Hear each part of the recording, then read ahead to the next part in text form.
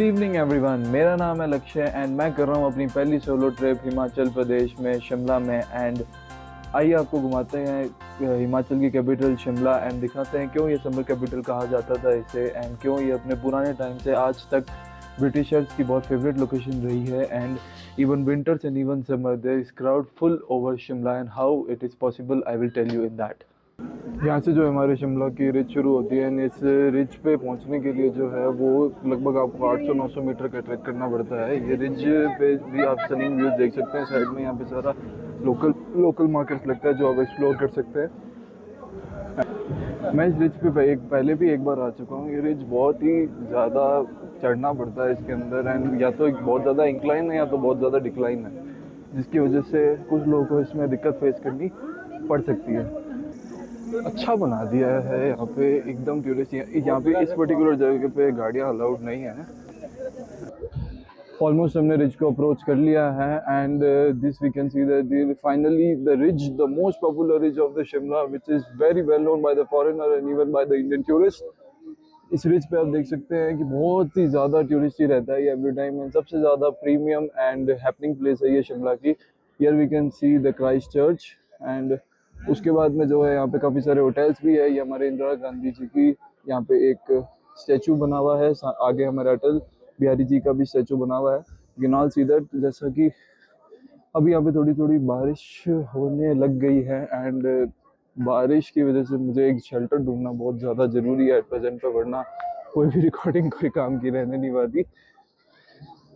And इस बारिश की वजह से सारा मज़ा खराब हो जाएगा। जैसे कि आप देख सकते हैं, अभी मैं आपको दिखाता हूँ, ये जो है इतनी ज़्यादा धुंध है नीचे कि कुछ भी दिखाई ही नहीं पड़ रहा है कि एक हम व्यू, पैनोरामिक व्यू जो शिमला का यहाँ से हमें मिलता है वो हम इंजॉय कर सके।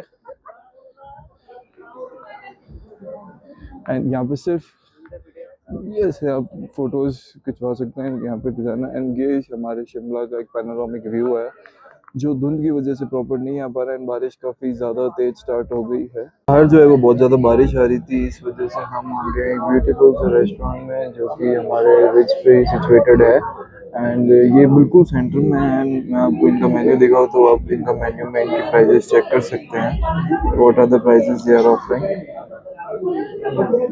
मेरे हिसाब से जैसे जो टी है इसमें वो 60 की है एंड कॉफ़ी 75 की है। अगर आप जो इटालियन में अगर देखेंगे margherita pass and all are under 300 और 350 रुपीज़ ओनली। एंड मेरे हिसाब से ये जो रेट्स है ये एट इस लोकेशन के हिसाब से बहुत ही ज़्यादा सही रेट्स है। Like dosa you can C for only 190 rupees.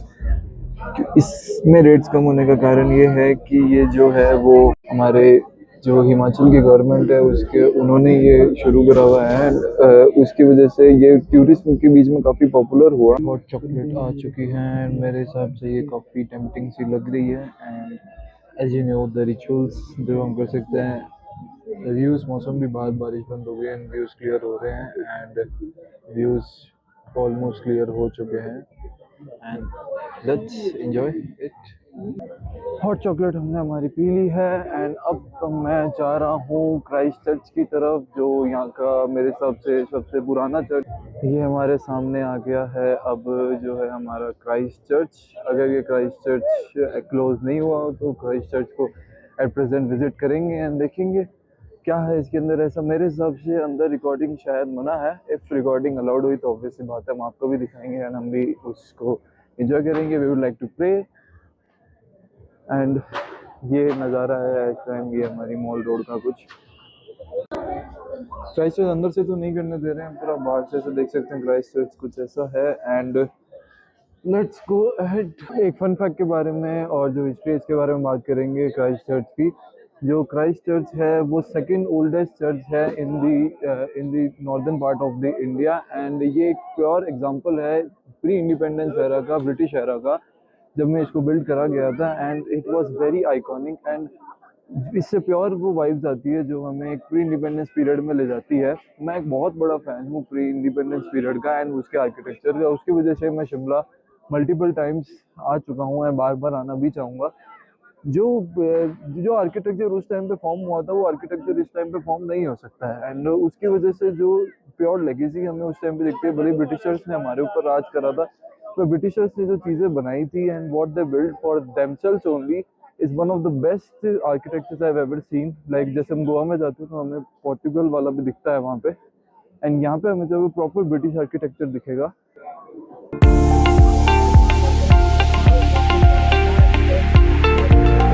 बात कर लेते हैं थोड़ी सी हिस्ट्री की, शिमला की हिस्ट्री की। जो शिमला है वो ब्रिटिशर्स के द्वारा उसको पूरा डेवलप करा गया था, क्योंकि ये ब्रिटिशर्स के टाइम में, हम जब ब्रिटिश राज इंडिया में था, जब ये यहाँ की समर कैपिटल हुआ करती थी। एंड समर कैपिटल होने का इसका कारण ये था, जब ब्रिटिशर्स जो थे, जो कि जैसे पार्ट्स में रहते, लाइक राजस्थान, हरियाणा, इन पार्ट्स में रहते थे, और साउथ साइड में भी, उनसे जब ज़्यादा हीट बर्दाश्त नहीं हो पाती थी तो वो यहाँ पे आते थे शिमला में खुद को रिहैब करने के लिए, खुद को वापस नॉर्मल स्टेट पे लाने के लिए।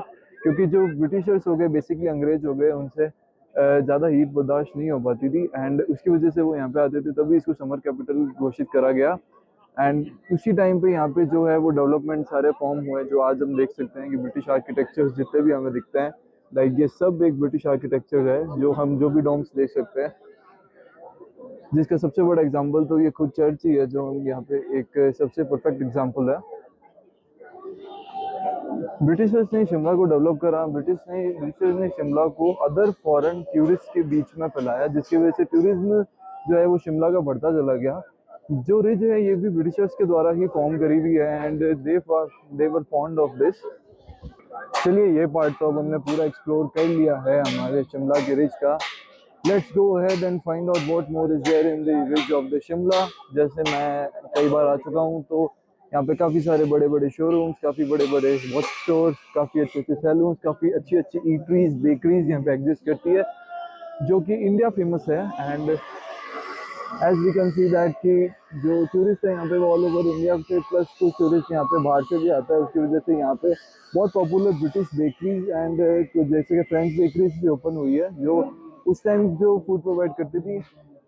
एंड कुछ जो बेकरीज है उनमें से वो लगभग 100 से 150 साल पुरानी भी हो चुकी है। आइए आपको दिखाते हैं शोरूम से। मुझे थोड़ी शॉपिंग भी करनी है, मैं ग्लासेस लाना भूल गया हूँ, तो मुझे मेरे लिए ग्लासेस भी लेने हैं, सन ग्लासेस बेसिकली, क्योंकि आज यहाँ पे धुंध थी, पर कल मुझे जितना पता है यहाँ पे वापस एक अच्छी सी धूप निकलेगी, जिसकी वजह से हम वापस इसको देखेंगे। आइए एक फाइनल टाइम आपको मैं यहाँ का व्यूज के एंजॉय करवा देता हूँ। कल हम अगर हो सका तो वापस रिच पे आएंगे।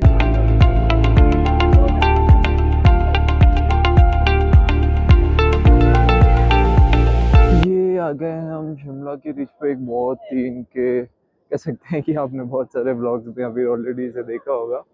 ये एक डाउन साइड ट्रेल है, जिसके बाद यहाँ पे इस साइड में एंड जो ये वाली साइड है, यहाँ पे पूरा मार्केट एस्टेब्लिश्ड है, ईटरीज है, जो कि आप काफ़ी पसंद करेंगे, क्योंकि हिमाचल में शायद मसालेदार खाने का इतना ट्रेंड नहीं है, पर यहाँ पे जो बेकरीज है वो सबसे ज़्यादा यहाँ पे फेमस है। शायद ऑल ओवर इंडिया वहाँ पे ये लोग एक्सपोर्ट भी करते हैं अपनी ब्रेड्स को। ये यहाँ पे जो one of the most expensive भी कह सकते हैं, one of the most premium restaurants है। ये है हमारे यहाँ की कह सकते हैं कि मोस्ट ब्रांडेड लेन, जिसमें सबसे ज़्यादा ब्रांडेड चीज़ें एग्जिस्ट करती है। मुझे ये लेन पर्सनली काफ़ी पसंद है, क्योंकि एक ही जगह पे आपको सारे शॉपिंग का मटेरियल मिल जाता है, एंड जो कलेक्शंस है यहाँ पे वो भी ऑलमोस्ट मैं जितनी बार भी मैंने देखा और सुना है कि यहाँ पे कलेक्शंस अपडेट होते हैं, क्योंकि देयर पे हाई सेल। टूरिस्ट बेसिकली यहाँ पे काफ़ी अच्छा स्पेंड करते हैं, प्लस हिमाचलीज खुद भी एक अच्छा अमाउंट यहाँ पे स्पेंड करते हैं। इस वजह से जो है यहाँ पे कि जो सेल्स है एंड जो टूरिस्ट है वो काफ़ी अच्छा है। जैसे देख सकते हैं यहाँ पे कि एडिडास है यहाँ पे, और मिलान है, वाइल्डक्राफ्ट है, लुई फिलिप है, यूनाइटेड कलर्स ऑफ बेनेटन, मेरा सबसे पसंदीदा ब्रांड है ये।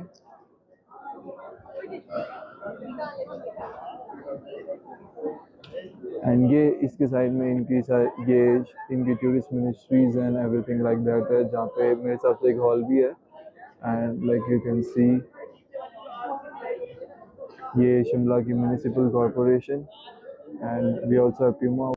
मार्केट के बीच में चलते चलते we have the one of the most panoramic and views that you can enjoy and sit for hours.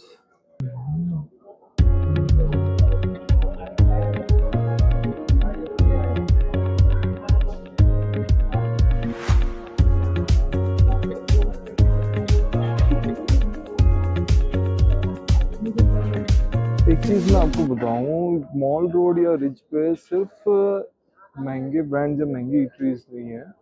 यहाँ पे छोटे ब्रांड शॉपिंग के हिसाब से या लोकल दुकानें जिन्हें हम कह सकते हैं वो भी, प्लस यहाँ पे लोकल छोटी इटरीज भी है जैसे कि ये, जहाँ पे आप खा सकते हैं, पी सकते हैं। ये एक्चुअल में जो रिज है उससे थोड़ा सा डाउन साइड में होती है, थोड़ा आपको डिक्लाइन करना पड़ता है। ये लगभग यहाँ पे 3-4 कॉलम्स बना रखे हैं एंड उन कॉलम से आप जाके you can go and have like local things if you want to try. वैसे लोकल थिंग्स रेस्टोरेंट्स में भी मिल जाती है, पर जो लोकल थिंग रेस्टोरेंट्स में मिलती है उनका टेस्ट एंड जो एक लोकल वेंडर होता है, जैसे कि हम उसे स्ट्रीट फूड कह सकते हैं, उसका टेस्ट काफ़ी अलग होता है। तो you can go and try if you want. And अभी इंडिया में सिर्फ एक ही चीज़ चल रही है, वो GST 2.0, जिसकी वजह से काफ़ी रेट्स कई चीज़ों में रिड्यूस होने को मिली है।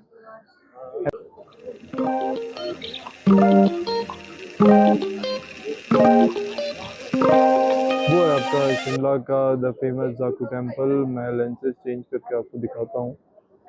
ये है दी जाकू टेम्पल। वो उसकी वजह से ये काफ़ी ब्लर हो गया है।